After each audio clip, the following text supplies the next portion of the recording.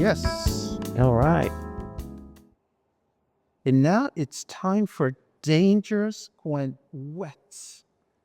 And here we have Jamie with us. Hello, Paco. How are you? I am great. I just arrived in Puerto Vallarta like a couple of hours ago, and I'm always much happier when I land in PV. Where is your home away from PB? In New York City, and it's cold. It's been a rotten winter. Rotten winter. I mean, it started early, but before winter started, it started. So, glad to be here. I have so many questions, but let's start with the basics.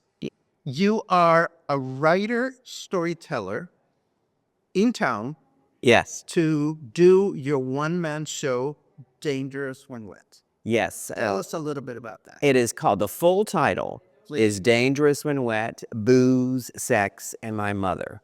And I definitely deliver on all aspects of the subtitle. It is based on my memoir of the same title. And when I was writing the memoir, I discovered storytelling, and I had performed stand-up comedy a long time ago and started performing stories from the book. And a year after the book came out, I had been performing more and more stories from it. I thought, you know what, I could turn this into a show.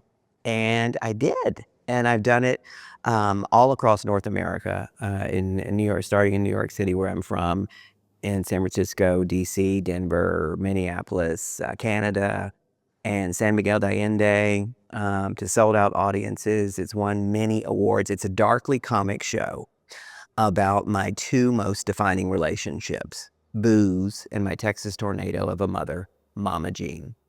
And she never had a thought she didn't speak. And she loved me fiercely. Her love was like like a cashmere blanket in August. So I was trying to run away from her, and then booze was a great outlet, and I have a lot of funny booze stories in the show. And so the people that have loved this show have been from all walks of life. Of course, the gay community loves it because that's my community. I call it the Will and Grace crowd, who really loves it. Fair enough.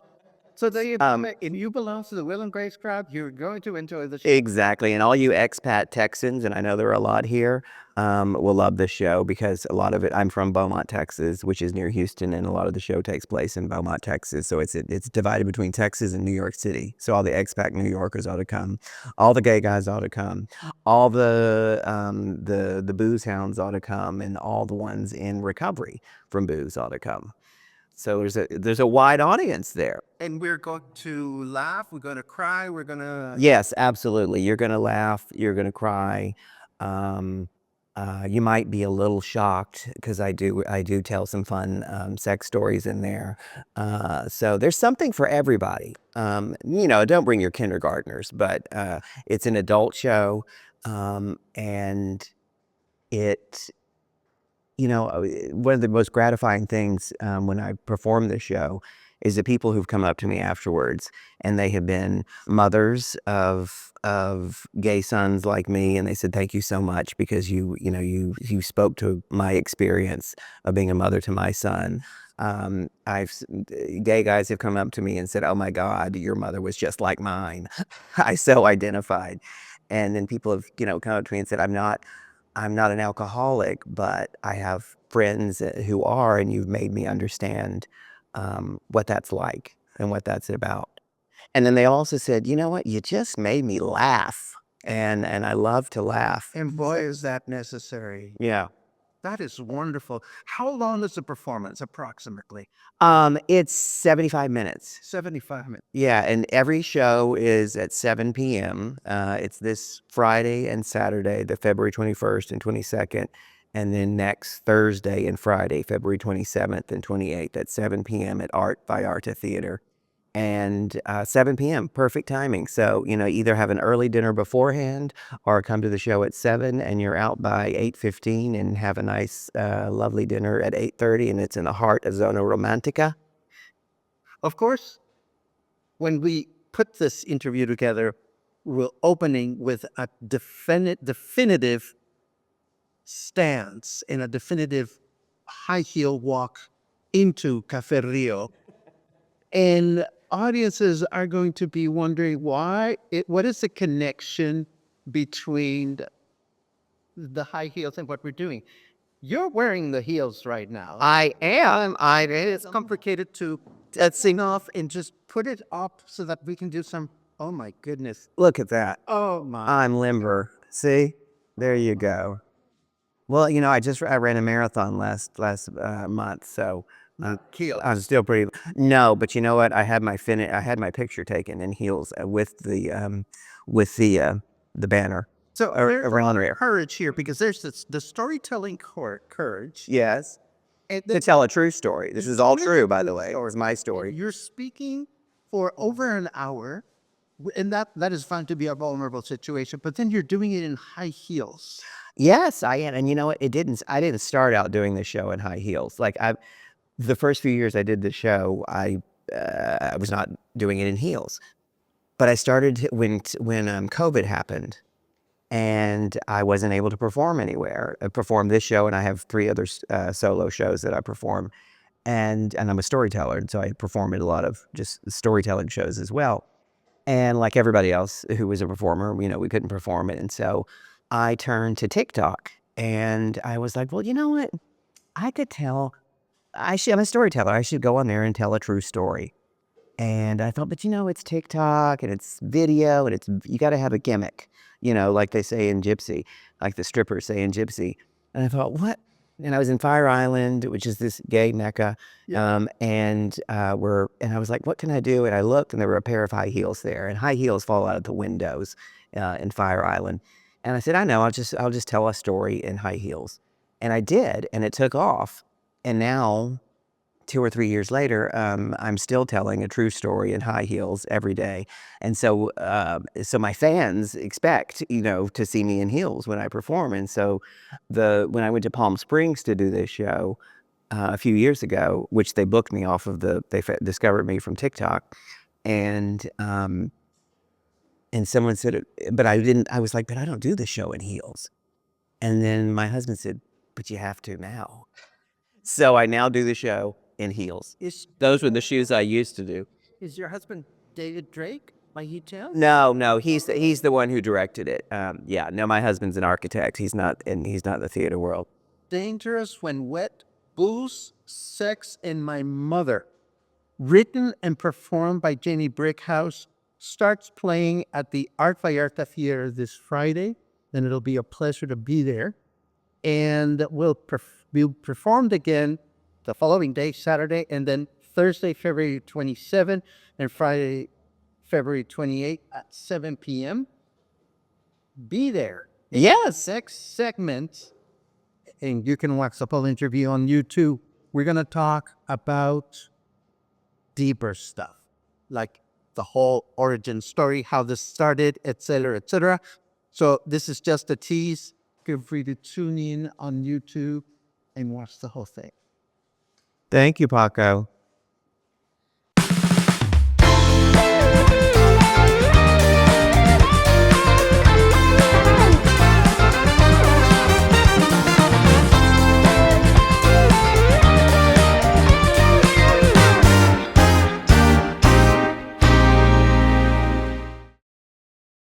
That was the first part. Let's dive in. Okay. Let's talk about storytelling. And because I'm curious, actually, even before we talk about storytelling, how did you decide, okay, my life story is worthy of sharing in a book? How did that, and when did that happen? Well, I have been a writer. I started writing when I was in junior high and high school and college. And then in my early 20s, I did some freelance writing. And I also did some performing as a stand-up comedian. And I worked in publishing with my day job. And then I thought, it wasn't happening fast enough. And so I had to focus on my publishing career and my career in drinking. And those both took off. And then so for many years, and there are a lot of I had a lot of fun drinking, by the way, but at the end it didn't work for me. And when I got sober, I hadn't performed or written in years, and I started writing again. And I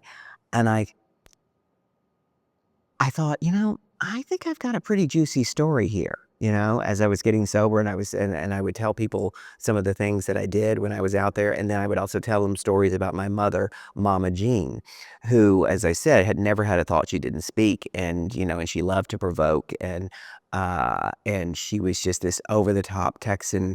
She was like a small town Elizabeth Taylor, with the split personality of Mama Rose on the other side of it. So you get the picture.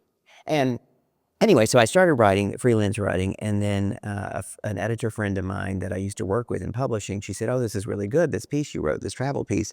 She said, "Are you interested in more writing?" And I said, "Yeah." And she said, "Because a woman who ran the Columbia University creative writing course retired and was starting a memoir writing class." And I was like, maybe I'll do that. Maybe I'll see if I've got it. And I enrolled in this class, and I loved it, and it built up my confidence. Well, first of all, it got me to write and to put words on the page. Were And then, already in recovery? Or? yes, I was in recovery. At that point, I started writing 2 years after a year after my mother died, and 2 years after I was sober. And so I started, the pieces that I was writing were either about my drinking or mother. Your mother. But I found that if I wrote about her, their drinking was there. And if I wrote about the drinking, she was there. And I thought, I've got to write a memoir. I've got to choose in this memoir. And my teacher, Phyllis, who's wonderful, she said, "Why don't you write about both of them?" So I ended up writing this memoir, Dangerous When Wet, which is the story of my alcoholism told through the prism of my relationship with my mother, Mama Jean, which was very codependent and alcoholic. And she ultimately, which I talk about in the show and in the book, she ultimately saves me, in which I won't reveal. Spoilers. No, exactly. And so anyway, the writing happened. So when I returned back to the writing, I wrote the book, and I realized, yes, I did have a story to tell, and I could tell it in a darkly comic way, which is just the way I always see the absurd and the humorous side of things. That's just the way I process Yeah. the world. And when the book came out, I started. Oh, I discovered storytelling. How did you discover storytelling? Well, my husband, Michael, or Micah Hayes, as he's known, he's from Eastern Tennessee. And the first time I went down to see Northeast Tennessee, and I went to see his family back in 1990 or 91.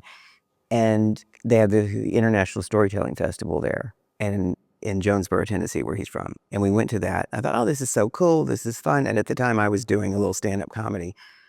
But it was mostly like folk tales and fairy tales and children's storytelling. And I thought it was cool, but I was thinking, I wish they had like personal narrative or true storytelling, because I was finding that in the stand-up comedy world, I was funny, but I wasn't the traditional comic of set up joke, set up joke, set up joke. I would tell funny stories, usually true stories. And at that time, there really wasn't a lot of a personal narrative, true storytelling. So years go on. I write the book. I tell a story at a variety show out in Fire Island. The story of when I drunk dialed the singer Peggy Lee, and she took the call. And that's all I'm going to say, because it's in the show. And so that was a story. I bow in your general direction. That was a story that I'd been telling for years, and then I put it in a book. And then at this variety show, which where most people were doing drag, and I thought, I'm not going to do drag this year. I'll do a story. I'll tell that story. And it went over really well. And a friend said, "Oh, you would be great at the Moth." And I said, "What's the Moth?" This was 2012. And that's when I discovered the Moth, which is, worldwide, mostly American, national storytelling organization. And they had story slams. And so I went with this friend who had won several slams. And that's when I discovered that there was this whole world. This was in 2012, a whole world of personal narrative, true storytelling.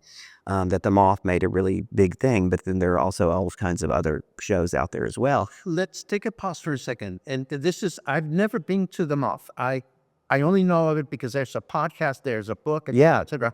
But in a nutshell, let me know if I'm explaining it right. Sure. Moth is a gathering of ordinary people who are Correct. given a microphone and a stage to tell personal stories. Right. They have the Moth has what's most they're most known for and the most popular events are their story slams. And they usually sell out. And Goes. people go who love storytelling, and then people like me who are storytellers and love storytelling, and want to tell a true story. And so you go, and they have 10 slots at the slam. And so you put your name in the hat. And so usually they have more names in the hat than are going to be called. And you come prepared to tell a 5 to 6 minute true story. So your time, and it's on a theme. They always have different themes. And so your time, and then they pick judges from 3 sets of judges from the audience. So the judges are audience judges. And, so you get called randomly and you come prepared for this with this story. And so I've gone to many Moths where I had my story prepared and I didn't get called. But I kept going, and I have since won 6 6. story slams. Wow. Yeah.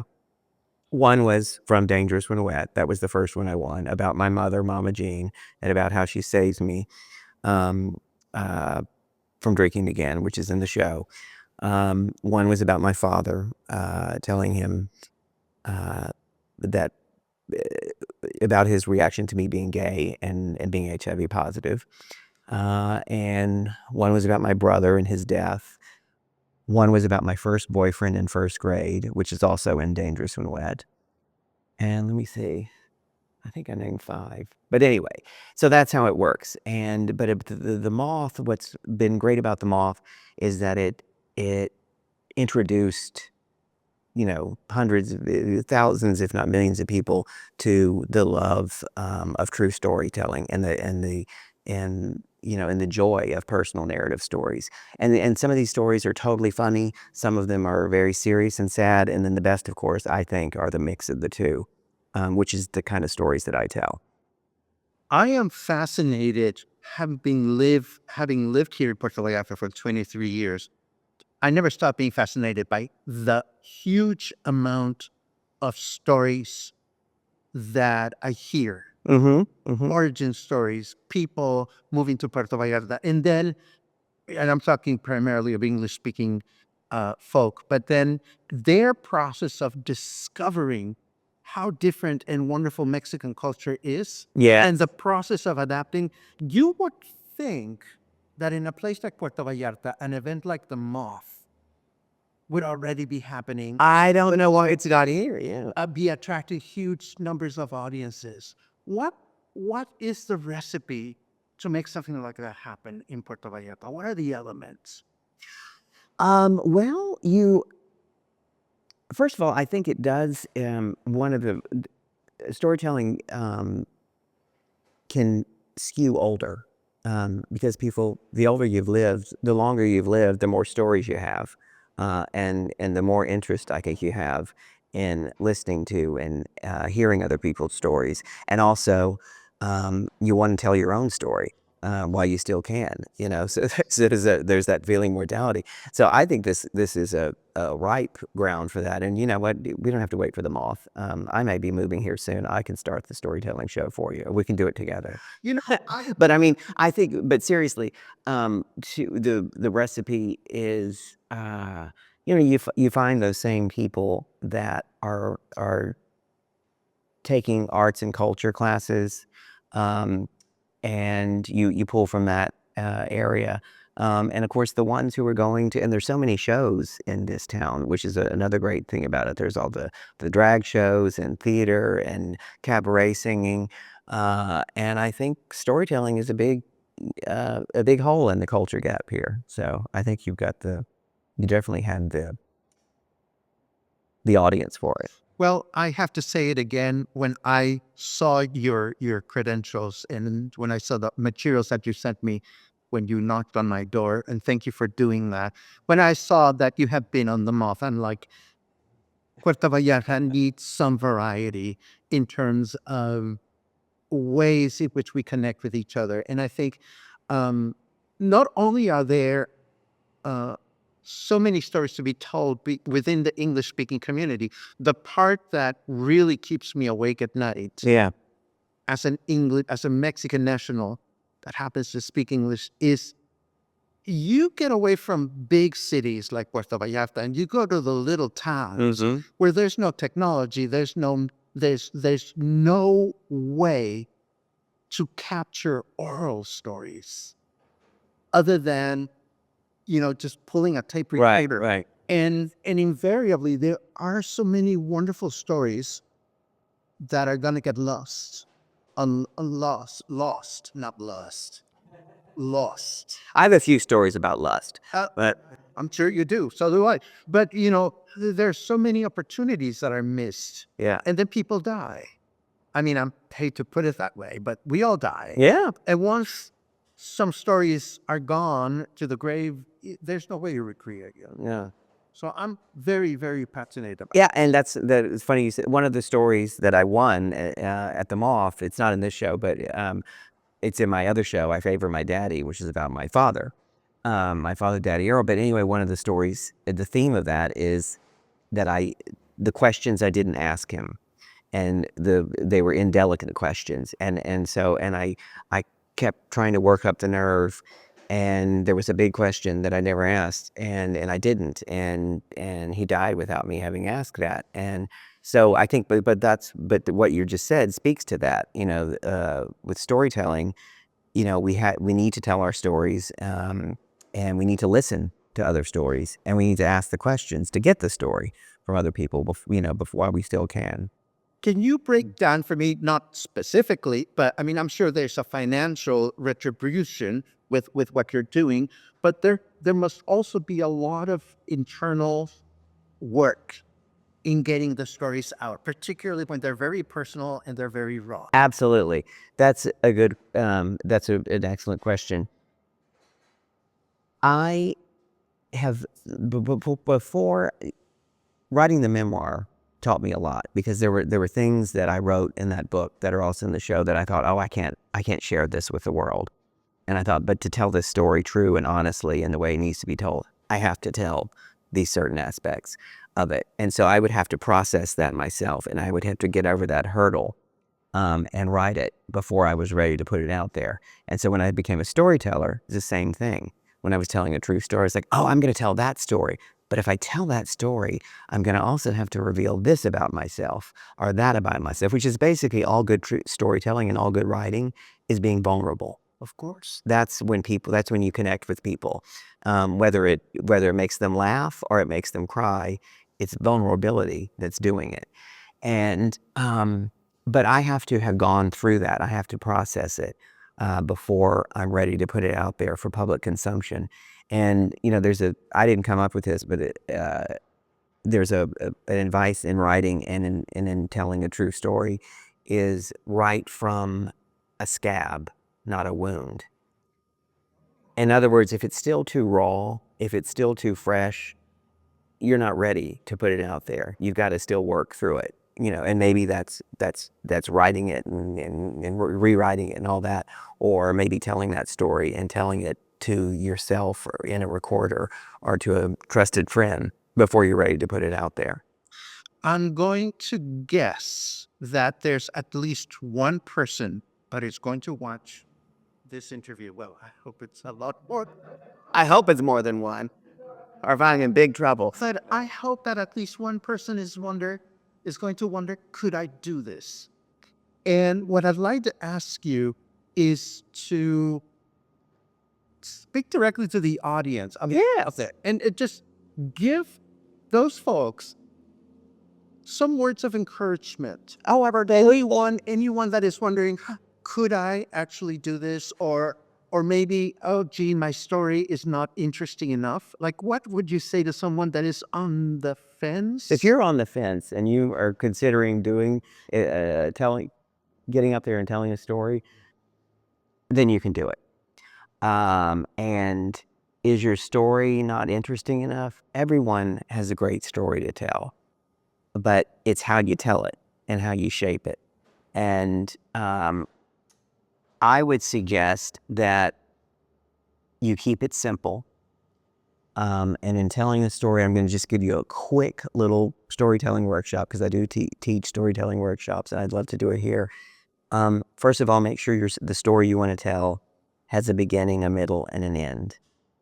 You, since it's a true story, are the star. You're the protagonist. It's about you. You're not telling your mother's story, your husband's story. It's your story. You're the protagonist, and you have to have changed in some way, big or small, at the end of the story. You have to be somewhat of a different person than you were when the story began. And don't forget to insert humor, and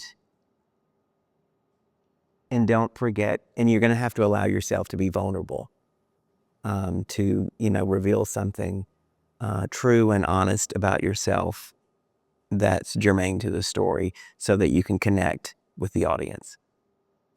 Good luck. You can do it. That is wonderful advice, Jamie. I am so happy that we connected. I am too, Paco. And before we break up this wonderful conversation, is there anything that we're missing that is truly essential for you to convey to the audience? Well, I love, this is, as I mentioned earlier, I have 4 solo shows that I perform, and this is the first one. And you always have a special place in your heart for your first row. And I always love introducing new audiences to my mother, Mama Jean, and to telling some of the first stories that made me a storyteller. So I think you're going to love the show. It's going to make you think, and it's going to make you laugh. And I'm going to wear this jacket and 2 other fabulous jackets, and I will be performing in heels, in the red heels you just saw, and 2 other pairs of heels. So be prepared to be dazzled. Jamie, thank you so much for your time. And thank you so much for opening up to the possibilities of storytelling. I hope that we will be in touch. And I hope that at some point we will be creating some kind of storytelling. Absolutely. Absolutely. I would love that. And I love Puerto Vallarta, and I will probably be retiring here too. So Excellent. There you have it. Guys, ladies, thank you very much for watching this interview. And thank you. thank you, Paco. See y'all this weekend and next.